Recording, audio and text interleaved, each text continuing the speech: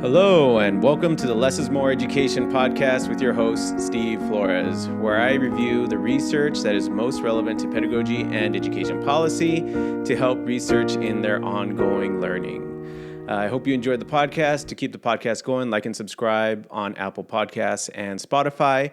You can find me on Instagram and YouTube at lessismore.education or on Patreon at patreon.com/lessismoreeducation. So this is episode 28 and part 2 of my review of the article entitled Motivational Beliefs, Values, and Goals by Jacquelynne Eccles and Allan Wigfield.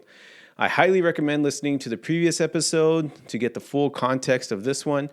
Today's episode is going to be is split up into 3 different parts, integrating expectancy and value constructs, integrating motivation and cognition, and turning the research into meaningful practices for teachers. So let's jump right in to the first part. So what are theories focused on integrating expectancy and value constructs? So there's going to be a few different theories that I go through. The first one is going to be Bernard Weiner's attribution theory, which shifts the focus from expectations of success to internal or external attributions at the individual's perception level. So as an example, when a colleague asks me, well, where are you from? I can take that in a couple of different directions. Number one, I could see that as like a microaggression, or number 2, I can see it as an invitation to connect at a personal level. Now, how I interpret it is going to be dependent on all of my past experiences that have conditioned me along 3 different causal dimensions, which are the locus of control, the stability, and controllability. So if I've been conditioned to believe that I have an external locus of control, that people only ask that question for a particular purpose, which means that's a stable cause, and that I can't control my emotions, so there's the uncontrollable aspect, I will experience a microaggression, right? But if I wanted to see it as an invitation, then I'd have to change my locus of control to an internal one, and I'd have to have the belief that I am capable of controlling my emotions, right, or my perceptions and interpretations of what I'm receiving. So Weiner also correlated. So the interesting part is he also correlated like attributing failure to internal causes to feelings of shame, whereas failure to external causes as feelings of anger. So if you internalize things that are going on with you, you're going to feel a little bit more shame, but that has a positive aspect in that it gives you a little bit of motivation to want to change things, starting with yourself, right? So if you yourself are feeling shame, then you can change aspects of yourself to stop receiving all that shame, which is a great motivator for changing your behaviors. However, if it's external, right, if things are happening and it's everyone else's fault, not yours, then all that does is make you angry. And anger carries with it motivation to try and attack all the things that made you angry. So it's like if a little kid runs into a table and they get mad at the table and then they want to start hitting the table, right? That's something that happens from time to time. Trust me, I know. I have kids, right? But that's not really helpful, because what that does is it prevents them from being able to see like, oh, maybe I shouldn't be running under the table, right? Or maybe I should keep an eye out as to the level of my head when I'm running around, right? That's more of an internal attribution. Also, what's interesting is how you attribute success. So attributing success to internal causes, right? So these are within me, has been connected to increases in pride and self-esteem, right? So too much of that might give you a bloated head, but self-esteem is necessary for self-efficacy. Whereas externalizing success gives you feelings of gratitude. So what this tends to suggest is that when you're attributing what's making you successful, it might be healthy to attribute it to both kinds of causes, right? To both internal causes and to external causes. And the more you can like kind of broaden your horizons in that way, that starts to help you, A, build a healthy level of self-esteem, and B, it's going to give you a greater sense of gratitude, which has been linked to overall happiness levels. So it's important to have a mixture of both those attributions. So the next theory that we're going to go through is what's called modern expectancy value theory, which was developed by the authors, Eccles and Wigfield. According to what they're trying to do, is they're trying to link achievement, performance, persistence, and choice most directly to individuals' expectancy related and task value beliefs. So the way it looks at it is it views people's decision-making process as being like scale, like on a scale, right? So you have like your costs and benefits kind of thing. And what determines your costs and benefits are going to be according to what's on what are your values, essentially. So if you have a pretty high probability for success, if you do the balancing and you find out, okay, I have a pretty high value of success, then you're going to act out the behavior. In this model, our expectancy beliefs are kind of filtered through our cultural milieu, our perceptions, our goals, and a general self-schemata. So all that sets us up for how we're going to create our value system, right? Then we're going to take that and then do like the more immediate value calculation to try and figure out, all right, if these two things match up, will I act or won't I act? And the subjective task value factor is like this probability factor. And if everything works out in favor, or if overall it's in your favor, then you're going to act out the actual behavior. So what goes into the probability factor? Well, it's determined by 4 different values. The first one is a task's interest or enjoyment value, which is pretty self-explanatory. How much do you like the thing? The attainment value, which are beliefs that you kind of connect to yourself, right? So beliefs about yourself and things that you really value as being aspects of your personality. Utility value, so how useful this thing is, and a relative cost. The behavior is then performed if if you find that all those things work out overall to your failure. Because most things have some kind of a cost associated to it, then the values have to be greater than the cost. So because it relies so much on values, the paper then goes on to cite a guy named Norman Feather and his work on values. So Feather defined values as a set of stable, general beliefs about what is desirable. These values emerge from societal norms and psychological needs. Hey, psychological needs. I talk a lot about that.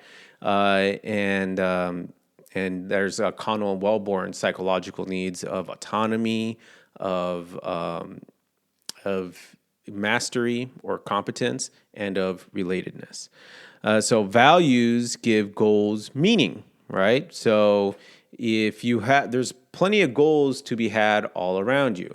Now, how much meaning each one has is connected to where it's connected to your values, right? So for example, if health, right? If you really value your physical health, then working out, having a goal for working out and eating well, those are going to be aligned with one another, and you're going to be more likely to act out those goals because they align really heavily with the things that you value. However, if you have a value of if none of your values include like those health-related aspects, or if those are low on your priority list, having goals set to working out creates this misalignment, and now you're less motivated to do those things, right? And this also applies for goals that maybe don't even like relate to you, right? Like you could set a goal for wanting to be an expert, or photorealistic painter, right? That's a goal to have. And I think that's a good goal to have. But is it the goal that you should have? Is it something that you really value, expressing yourself artistically? If it's not, then then it really doesn't matter. It doesn't really make sense to pursue that. Okay. And so the way I kind of envisioned it is like, imagine that I have a rich friend that invites me to Vegas, and he goes like, all right, here's what we're going to do. We're going to do some gambling, we're going to do some drinking, and we're going to do some hookering, right? I will most definitely say no thanks to any of that. And that's because all those behaviors go against my self-conceptualization as like a caring and loving father and husband, and those are things that I really value. I also value things like honesty and things like, maintaining a balanced lifestyle. So none of those things are really aligned to my values. So I'm going to say, yeah, no thanks. And what informs those values is going to be like my cultural milieu. And so now we're connecting it back to this expectancy value theory from Eccles and Wigfield. So our social milieu kind of comes from our backgrounds. And I like this acronym called WEIRD, which I heard first from Jonathan Haidt, but I think somebody else developed it, which basically describes us as people living in the United States as being Western, educated, industrialized, rich, and democratic, all right? Now, those are 5 things that are very, descriptive of us in the West. And for a lot of people, not just living in the United States, but in Canada and in Europe, we tend to be what's called weird, right? All right. And so those, in fact, we grew up in that culture, and then those set up our values, and then we can create goals from those values, as if you're trying to put it like on top of like a hierarchy or an explanatory model. All right. So because my needs and my values don't match up with my rich friend's values, I would have no fun in doing any of that. I can also put it in terms of Wigfield and Eccles, probability factor, right? So would going to Vegas sound interesting or enjoyable to me? Honestly, yeah, it sounds like a lot of fun. Some aspects more than others. I don't really like the gambling and all that, but I kind of like the entertainment and the eating and things along that nature. So, I would be kind of interested in going. Attainment value, that's where I'm going to get like a really negative ding, because I really value honesty and maintaining a family and and playing out my role as a father. And that's responsible to my to my 2 kids. And so my attainment value doesn't match up. The utility value, that has some utility in that maybe it's going to help me develop a closer relationship with my friend, but that's not a ton of actual utility. And the cost is going to be high, and the cost is going to come back and bite me whether anyone finds out what I did in Vegas or not, because it's all going to be stored in my memory, right? And I'm going to have to deal with this conflict of my behaviors and my values. So pretty high cost, if you ask me. So that makes it totally not worth it. All right. Now, one of the things that the paper does at this point is it introduces this criticism to these types of models that we've been going over so far. And this criticism comes from, I'm going to screw up these names, but I'm going to give it a shot anyways, Baruch Fischoff, Bernard Gotain, and Zur Shapira. And the basic criticism is, people don't really operate like robots, right? So we don't really go in and, see like a possible task that's put in front of us and then go like, all right, what are my values and what are the costs? People more often than not rely on some like intuition to try and just make decisions that are quick, especially if you have time constraints, right? If you have a lot of time constraints, you don't have time to think about your values or how much this is going to cost, or how useful this thing is going to be, right? You're just going to have to use your intuition, make a decision. And so, it's kind of like the difference between using I looked this up. I don't know why I wanted to make a pen analogy, but I did. But it's like making the decision between using this Tibaldi Fulgor Nocturnus black diamond encrusted fountain pen valued at $8 million, or the free pen that you got at the last teaching conference with some combination of the words inspire, achieve, and create printed on it, right? If you had to make a decision and you didn't have a whole lot of time, which pen are you going to use? Well, you're not going to use the one that you store in a lockbox. You're going to use the free one that's going to give you it's just easier, it's faster. You don't have to go through all this work of trying to maintain a pen as well, or an $8 million pen as well. That's an actual thing, by the way, guys. All right, for anyone that has a spare $8 million lying around.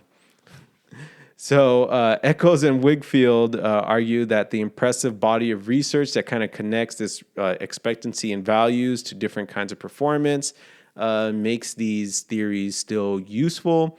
And they also cite that their particular theory includes identity constructs and other unmeasurable characteristics, and that's what kind of gives them their validity.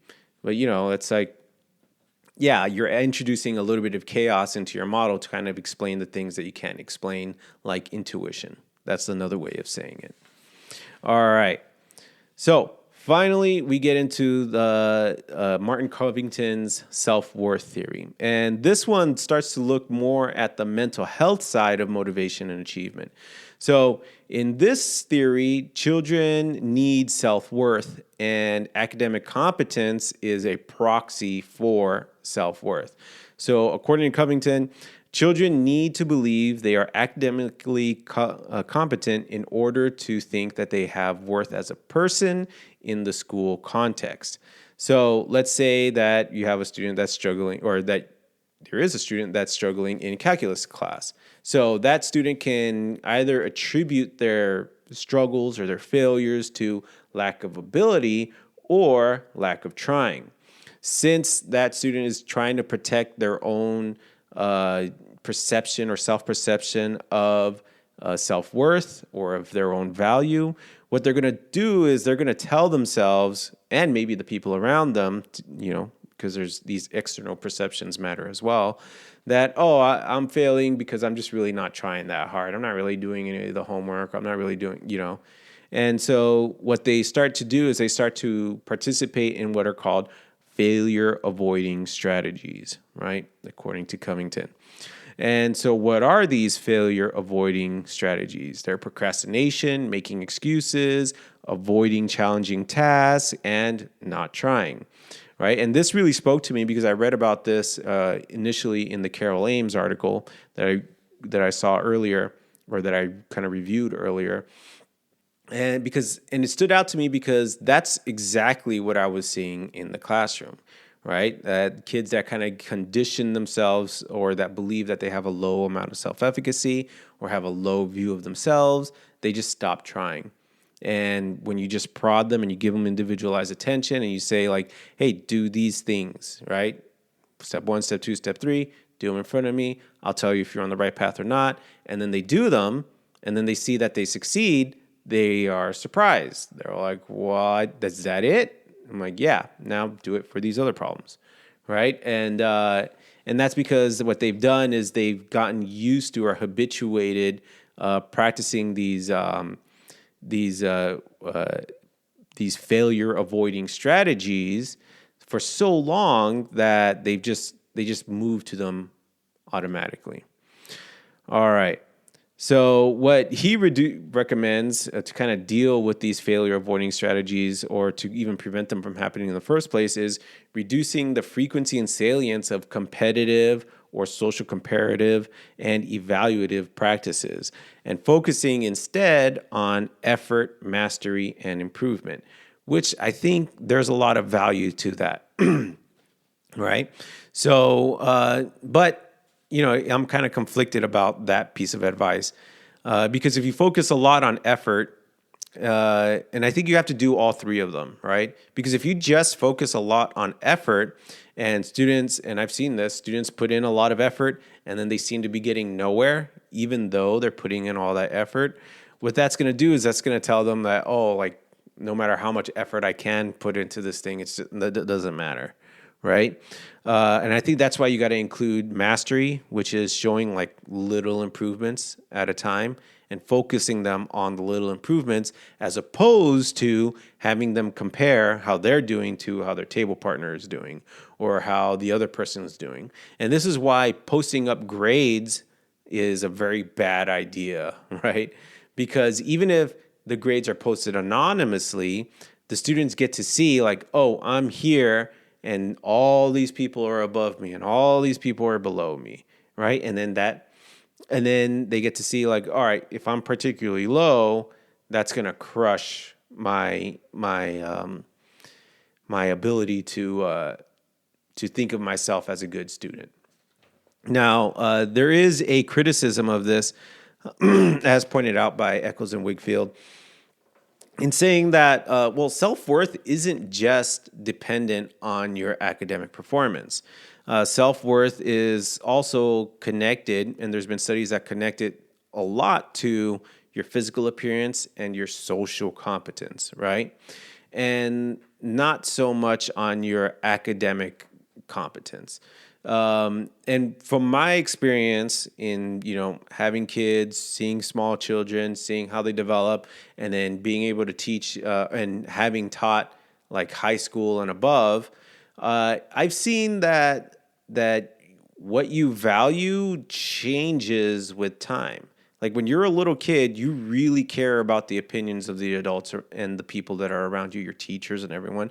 So academic competence and physical competence, seeing if you can keep up with everyone else, those seem to matter a lot, right? And as you get older, particularly when you start to hit puberty, right, and your body starts to change, your brain starts to change, all those things start to change, then those academic and physical competence stuff, those get devalued, and what starts to take their place is physical appearance and social competence, right? So knowing where you stand in the group and how you look, like your actual physical appearance. And those do take priority over anything else, especially in middle school and early high school. And then some of the students, because kids develop at different rates, what I saw was towards later high school, like those things were kind of like starting to settle back down, right? Where your physical appearance and your social competence, they just start to like be a little bit devalued, and then other things start to take their place with time. But for the most part, physical appearance and social competence matter a lot to these students. So self-worth isn't just about academic performance. There's all these other things that go into it. So that's it for integrating expectancy and value constructs. Let's go into the next part, which are theories integrating motivation and cognition. And so now we're looking at motivation and how you think about things. So one of the things that you should kind of make a distinction about before we move forward is decision-making versus behavior. Those two things are separate. And if you're a regular gym goer, you see this all the time. Think about, let's say you go to the regular gym, 24-hour fitness. You go like maybe a couple times a week, and you go all the time. What inevitably will happen is you're going to show up in January, and then all these people that were never there before just start showing up. And then it starts to get packed, and then you're like, I don't even have like access to my regular equipment and all that. And then by February, March, you just see all those people disappear, and then they don't come back again until the next winter, right? And then so it gives you true meaning to winter is coming, right? It's like, oh, the horde of people that have made New Year's Eve resolutions are going to come in, and so New Year's Eve resolutions are an example of making a decision. All right, I'm resolving myself to doing this thing. The actual behavior of going to the gym, that's a whole nother category of things. That's not the same thing as making a decision. Even though you've made the decision, your decision may have not changed. By the time February and March start to come by, because things aren't in alignment, or maybe because you pushed yourself too hard, you burn yourself out, then you become demotivated and you stop attending. And then there's the effect on behavior. Okay. So the first one that I found, or the first theory that they go over, is Barry Zimmerman's self-regulated student, which is a really interesting theory because it's based on observations on really highly effective learners. So Zimmerman really focused on, all right, what are the kids that are doing really, really well? What kinds of things do they do? What are their aspects and all that? So let's go into there. So what he said is basically they are metacognitively, motivationally, and behaviorally active at all times, right? And they go through their learning processes and try to achieve a wide variety of goals. And again, this variety of goals keeps coming back, right? Because if you listen to the last episode, we talked about academic versus pro-social goals and how having a combination of those goals is what really seems to matter. So now we're starting to see through lines and trends through all these things. All right. So he's basically looking at like the top students, the perfect students. And a key factor that comes out of what he's talking about is you can't really make a perfect student until you give them freedom and choices. Because you can't be behaviorally or motivationally active and even metacognitively active if everything is being handed to you in like a very scripted form. You have to be able to make decisions in order to exercise these abilities. So if you take a self-regulated student and you put them in a really restrictive environment, then all of a sudden you start to see their grades start to plummet. All right. So what this is an argument basically against rigid curriculums where you go like, all right, we're going to go chapter 1, chapter 2, chapter 3, or we're going to cover these things and these things and these things. And these are the assignments that you have to do because there's no choice in there. And because there's no choice, then the students themselves can't have the practice of regulating themselves. It's just like, oh, everything, I just got to do all these things. And in some of my previous interviews that you'll see is that and my own experience has been that when I was in the extremely restrictive environment, like I went to Catholic school, and then I got taken out of that environment and I went to a regular college, state college, then, I start floundering and being lost and not knowing what to do because I never had the practice of freely making decisions for myself that mattered. So being able to choose really, really matters. And so what you're doing is you're switching it from a rigid curriculum to making it more of the responsibility of the student to learn. Now, a lot of these strategies, so these students will engage in a bunch of different activities, including engaging in a variety of strategies that involve agency and purpose. They believe themselves to be efficacious, so they have a lot of self-efficacy. They will set many and various kinds of goals for themselves. And they go through this cycle of observing themselves, evaluating their actions, and then modifying their behavior so that they're constantly improving. So that's what he means that they're active. They're proactive about who they are as students or whatever it is that they're doing. Zimmerman then went on to work with Dale Shunk to draw connections between self-efficacy and self-regulation. And so Shunk demonstrated how if you have proximal, specific, and challenging goals, then students tend to be more motivated than if they don't. And this is actually like the origin story of SMART goals. So if you're in education, you probably have heard of SMART goals. And those are goals that are specific, measurable, attainable, relevant, and time-bound. So SMART there for you guys. And so long as they have all those 5 different aspects, then they tend to be a little bit more motivating. So they're specific, so you know exactly what to do. Measurable, which means that you can track your progress. attainable, which is like you have to kind of understand yourself and where you can achieve or not achieve, and being honest about that. Relevant, which is they have to matter to you. So, and then there's where you start to talk about aligning your goals to your values or whatever your values are. And they have to be time bound, because if they just kind of go on forever, eventually you'll just kind of get bored with it, right? So you got to always assess it with time. All right. And so he was able to show that Shunk was also able to show that learning goals rather than performance goals reinforce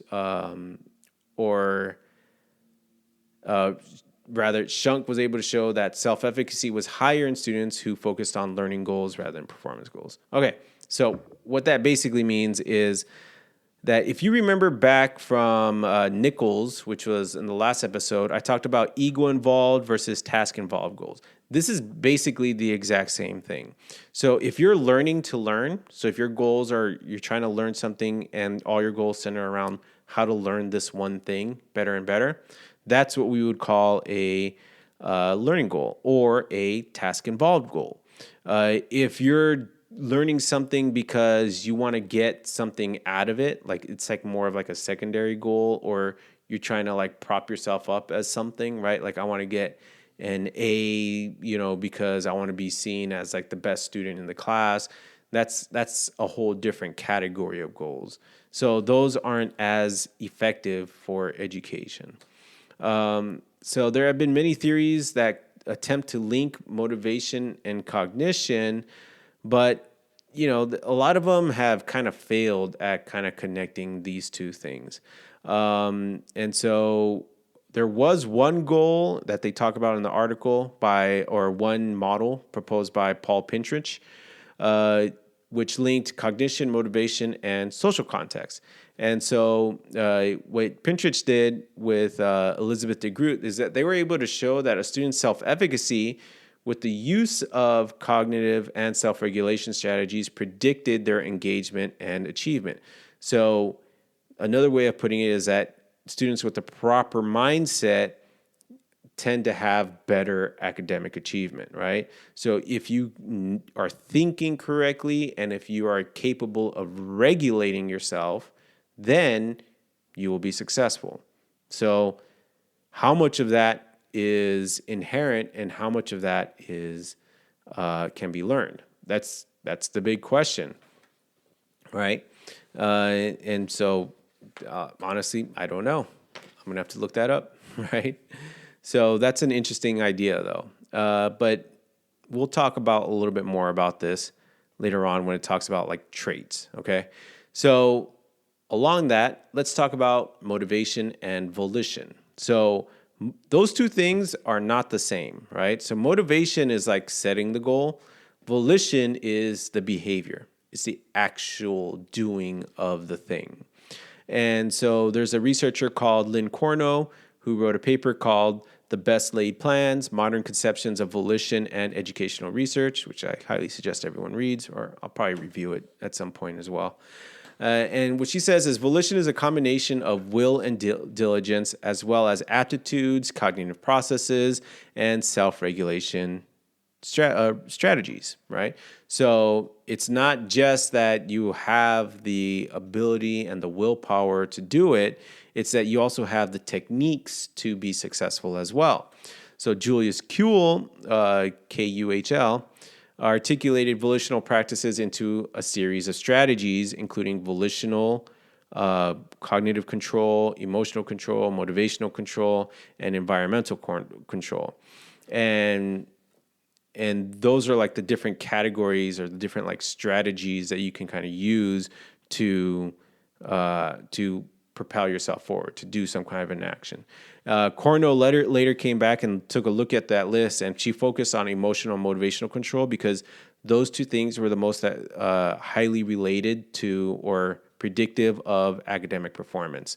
So emotional control strategies are anything that can inhibit anxiety and depression, and motivational control strategies are anything that strengthen your intent when it is weakened, right?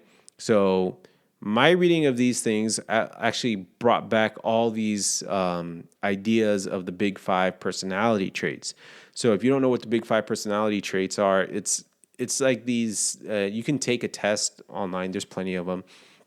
Just type in big five personality test and they'll tell you a lot about yourself. And the five aspects are extroversion, right? So extroversion, how extroverted versus introverted are you? Agreeableness, so you can be agreeable or disagreeable. Openness, and that's openness to new ideas. Conscientiousness, and that is more of how efficient or organized you are as a person. And neuroticism, which has a lot to do with your emotional control. And that's how much negative affect the world around you or the environment around you gives you. So if you're very neurotic, then the environment affects you a lot. If you're not, then it affects you very little.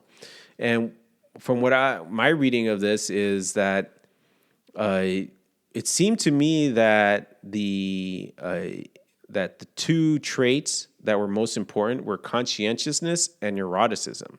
So conscientiousness is how organized you are, and that translates directly into your like organization, right? So your ability to apply strategies in order to keep yourself like all organized. And then neuroticism was more about your emotional control. So that maps directly onto your emotional control strategies. So if you are low on neuroticism, you probably are better at applying these emotional strategies. And and you're also probably be better at motivating yourself when your motivation gets low. As far as how to do that, well, that's going to be for a future episode. All right. So finally, Wigfield and Eccles, what they decided to do is like, all right, they looked at all this information. They're like, all right, how can we integrate some of this into our expectancy value model of motivation? And they said that self-regulation has more to do with goals than with values. So because goals exist on a hierarchy, to understand motivation, you must understand the components of the hierarchy.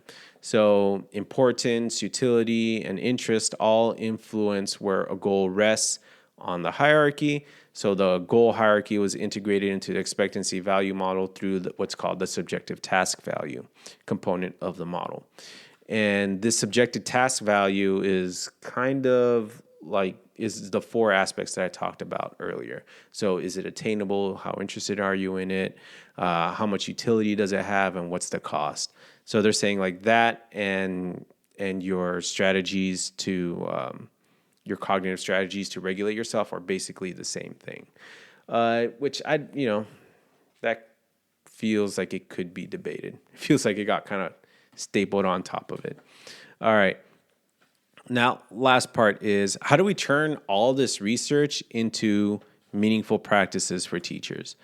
So one of the things that that stood out to me is like as these models get more and more complicated and more complex, sure, they might be able to explain more, but their usefulness in terms of what you can do with them in the classrooms tends to start to go down. But their implications for what they mean for a school site level tend to start to go up. And, we'll talk about like changing like school systems to kind of fit motivation later on in a future episode. And so now, if you look at all of these strategies, two things start to precipitate out, or two concepts start to precipitate out that are commonalities amongst all of these theories. The first one is building self-efficacy nurtures motivation. That seems to be true in every theory, right? So if you feel like you're capable, then you're going to be more motivated to act. Now, it's important to note that self-efficacy is very like task specific, right? So you might be very self-efficacious in your math class, but not so much in your English class. But you can build the self-efficacy with time. The second thing is aligning values, goals, and behaviors is what encourages motivation. When there's a misalignment, that's when you start to see motivation go down. Because you might have a goal, and if you don't really care about that goal, well, then the amount of effort that you're going to put into it is going to be little or small. All right. So let's talk about cake, because I like cake, right? And I'm a little bit hungry right now. So believing one can bake a cake and expecting to be able to bake a cake are kind of like two sides of the same coin. So there's a lot of self-efficacy and performance expectations, but they are kind of the same thing, right? Because if you are very efficacious, then of course you're going to expect to do well, right? And both of those things lead to a higher probability that you'll bake a cake, right? If you already expect to bake a cake and if you believe you're capable of doing it, right? Or have the skills to do so.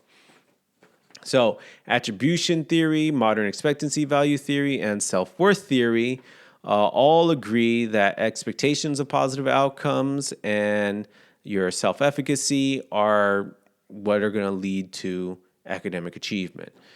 So the big question becomes, how do you cultivate self-efficacy and positive expectations?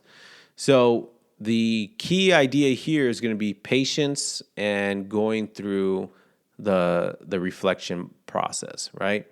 So those two things are crucial to building your motivation. So let's say that you want your students to be self-efficacious bakers. Well, what you do is you start off with one concept, like we're just going to practice building a cake or making a cake. And what you're not going to do is just give them the recipe, give them all the ingredients, give them all the tools and go like, all right, good luck, figure it out, right? Because that's not going to be helpful to the students. That's not going to build their self-efficacy. What you need to do is you need to come up with a plan, right? And the plan could be, all right, I'm going to take the steps to baking a cake and I'm going to break them up into like these smaller chunks, and I'm going to have the students practice each chunk, right? So students need to know how to, like here's one thing, measure ingredients out using measuring spoons or a measuring cup. They need to know how to do that. They also need to know that if you're baking a cake, you should probably mix all the dry ingredients together, all the wet ingredients together, and then mix those together. So that's already 3 different steps right there. How do you mix wet ingredients? How do you mix dry ingredients? How do you mix them together? How do you put them in the oven? Like what kind of a dish do you use? So you can break it up into all these different steps. Next, what you're going to need to do is you're going to need to give the students like a way of knowing that they're doing well, right? So what you can do is you can have like pictures or images for how final products should look like.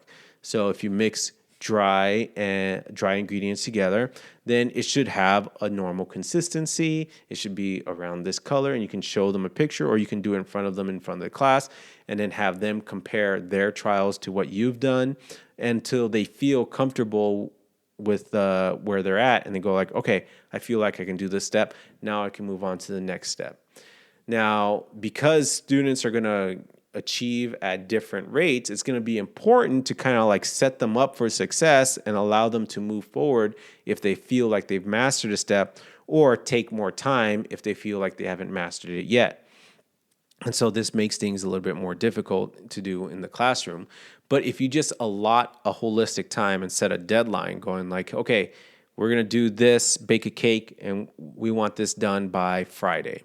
So we're going to start on Monday. Here's the whole plan, right? And I'm going to do this step on Monday, this step or these steps on Tuesday, on Wednesday, on Thursday, on Friday.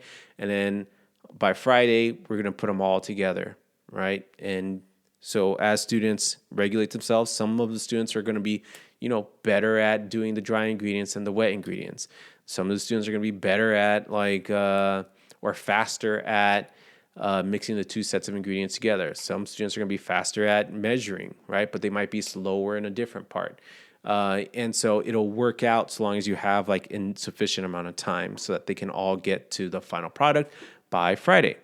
And what you need, and so now that you have it broken up into steps, giving them some kind of a guide so that they constantly reflect on it is going to be really helpful at this point too.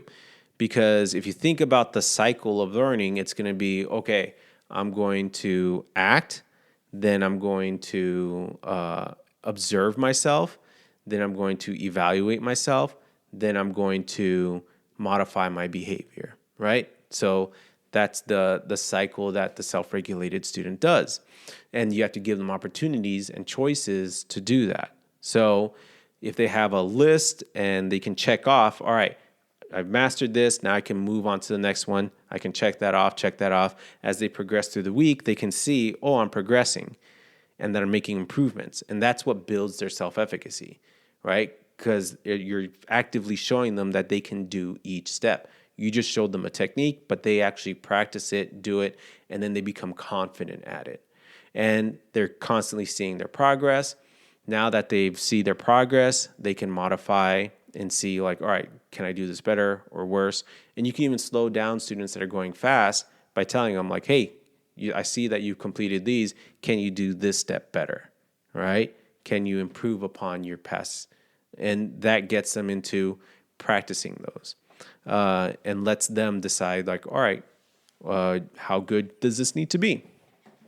Okay, now, if you do this process and you bake a cake and then you do the process again and you make some cupcakes and then maybe you make some muffins and then maybe you make some cookies using the same basic techniques, then what you're going to start to do is you're going to build self-efficacy in the domain of baking. And then when a new challenge comes over to the students, hey, can you bake, well, X or Y? Then they can fill in the blank and go like, all right, yeah, I think I can because I've already had experiences baking all these other types of things. And you can think of your classroom as being like that, right? So if you want them to be good at any topic, any unit, any chapter, break it up, have them practice each step, and show them that they can do it, right? And give them choices as to like their speed. Can I move forward or should I not move forward? But you got to give them a guide so that they know whether or not they can. All right. Now, because you need like a solid recipe, there is a book that I want to recommend over here. They're not, giving me any money or anything, but it's called Learning Targets, Helping Students Aim for Understanding in Today's Lesson by Connie M. Moss and Susan Brookhart. So, if you guys are watching on YouTube, I'm holding it up now. It's a really good book, and what it does is it makes a distinction between learning objectives and learning targets. And learning objectives or student objectives are things that you as a teacher need to kind of keep track of to make sure that you're progressing throughout the year, right? These are all the things that that are connected to your standards or whatever it is that you're trying to accomplish throughout the year. Learning target is different because it's from the perspective of the student. And it's something that you're going to give the students so that they understand what they need to do and how they're going to know whether or not they've accomplished what they need to do so that they can move forward. So you got to have like a basic plan. And you also got to have like constructive feedback. So you can facilitate this process by constantly like walking around, giving feedback to students, asking students how they're doing, asking them like hey, does this look like this? What do you think? Right? And giving them like reinforcement when they start to make progress, especially for the students that are struggling. Those are the ones that need the most reinforcement, right? You can go like, hey, look, you made it through step 4 today. Awesome. Keep it up, right? Like you can do it. Like you should be able to make it by the end of the week. Right? And giving them that encouragement so that they can feel this sense of self-efficacy and relatedness to you as well. And then it also shifts the attribution of success from unstable to stable causes, right? So if they know like, every time I do this, it leads to this, then their attribution starts to become more and more stable, right? Because they know that if X is done, Y will happen. If they have unstable attributions, then Y will happen and they won't know what caused Y. So thinking of feedback in those terms of like, this leads to this, this leads to this, this leads to this, and giving it into that format, that's what helps the students understand like how to improve, right? Because you're making that causality happen. All right. And that seems to be very, very critical to having them be able to, reflect and be better. All right. So the next part, and that is aligning values, goals, and behaviors. So here's a question. What are your values?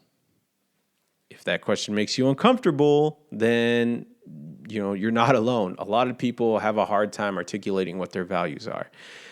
It's a punishing question to answer like honestly, and to really answer honestly, like what are your values as opposed to what are the expectations out of you, right? And those two things aren't completely separate from one another. But we have a hierarchy of values because we cannot act unless we have a hierarchy of values, right? And, think about any decision that you have to make. You're going to set up, you have some value system to make that decision. Now the hierarchy of values might be subconscious. It might be something that you don't really think about, right?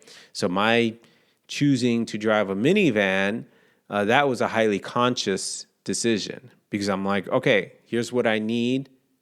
I need a lot of utility and I need X amount of gas mileage and it shouldn't cost me an arm and a leg. So I have all these requirements and I go like, okay, now I can make a decision on which one to buy, right?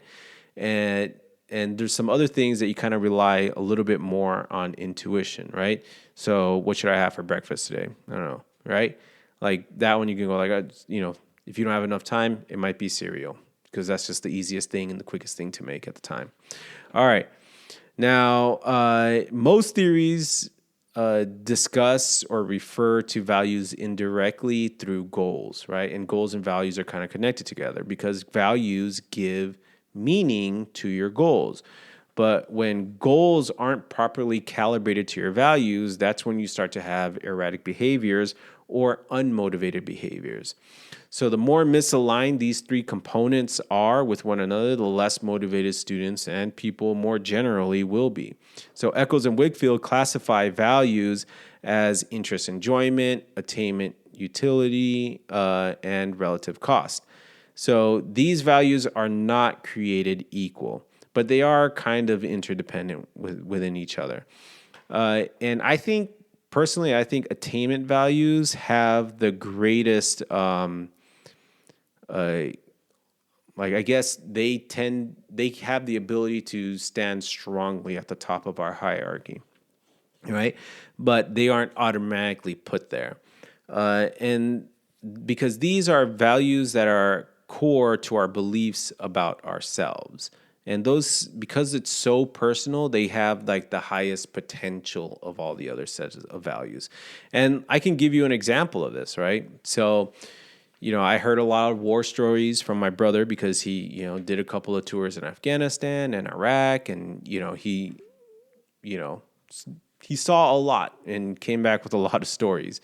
And one of the things that stood out to me is that a soldier will lay down his life for another soldier. And what that means, if you think about it in terms of these four categories of values, right? That means that what they did is they set loyalty and valor above all other values, because that's the only way you can really sacrifice your life to save the lives of others. And other people do this too. You think about your firefighters, think about, police officers. There are people out there that are willing to sacrifice even their own life.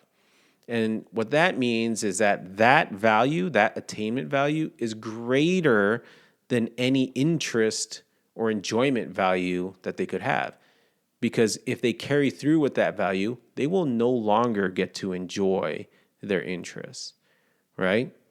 And that's deep. That means a lot.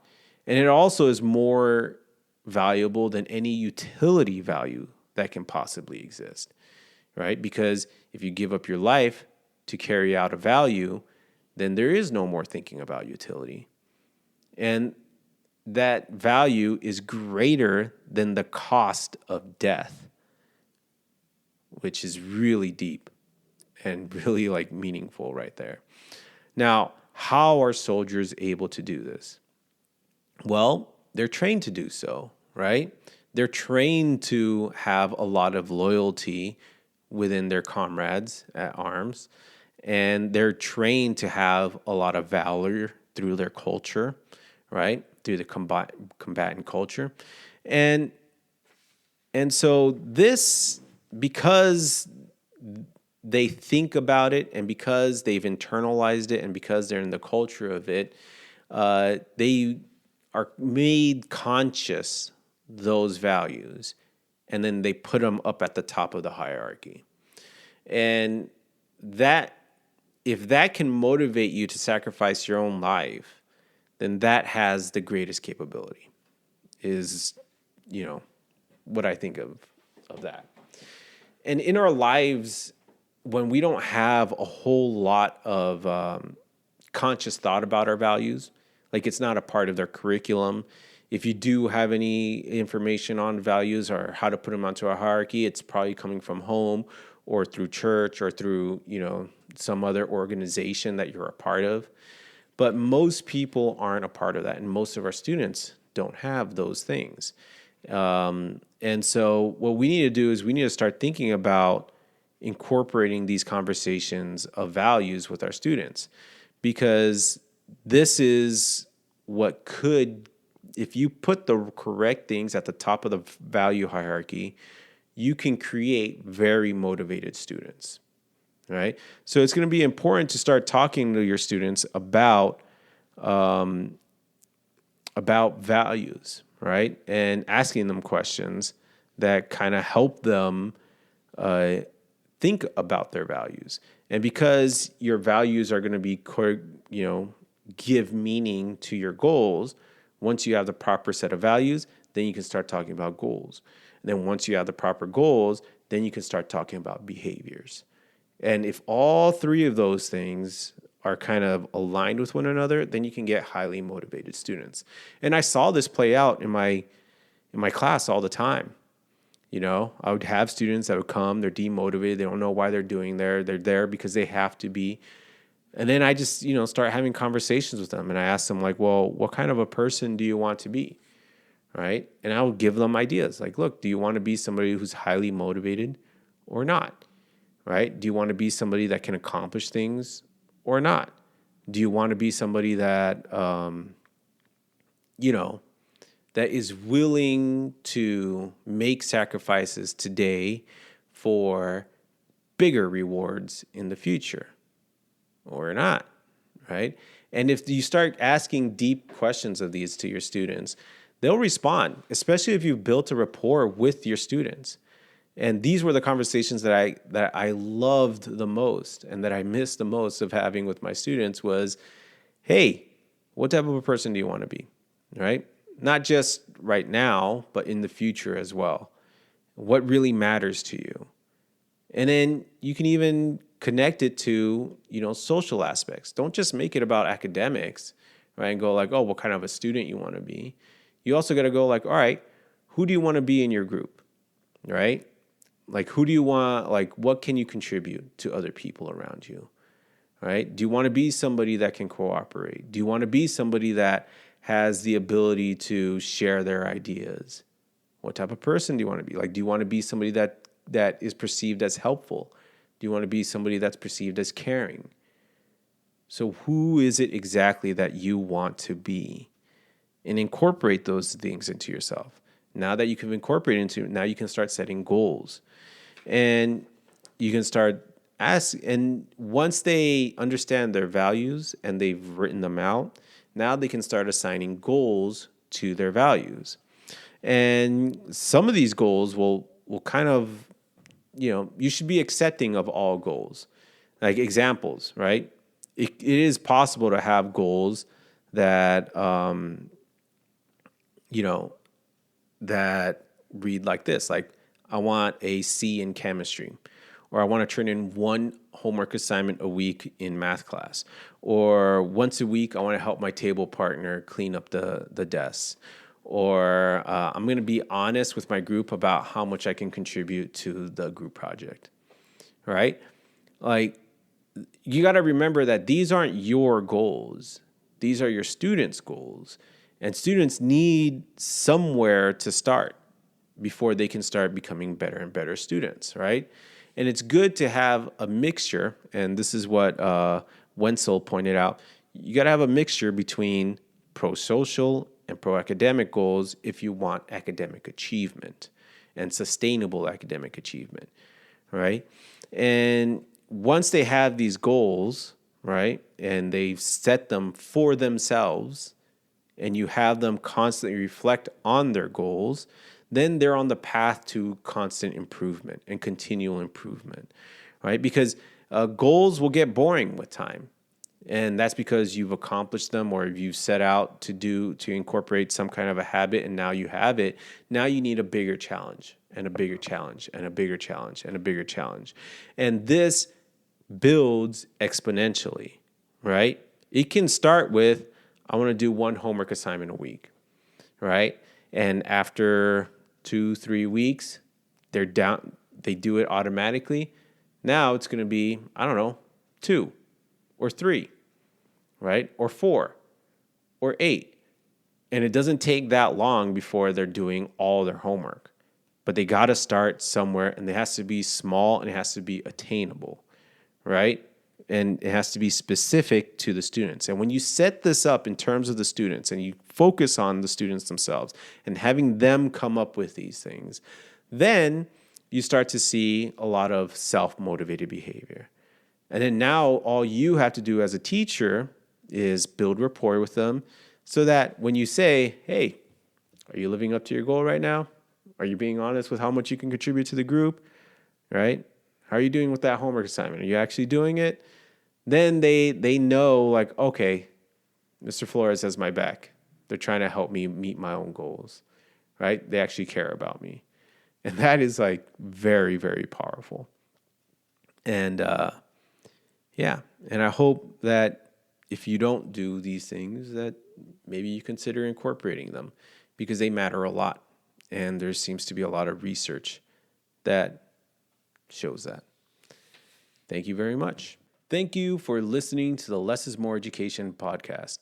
If you would like to support the podcast at the cost of less than one coffee a month, visit patreon.com/less is more education. If you prefer reading about the research most relevant to pedagogy and education policy, visit lessismoreeducation.substack.com.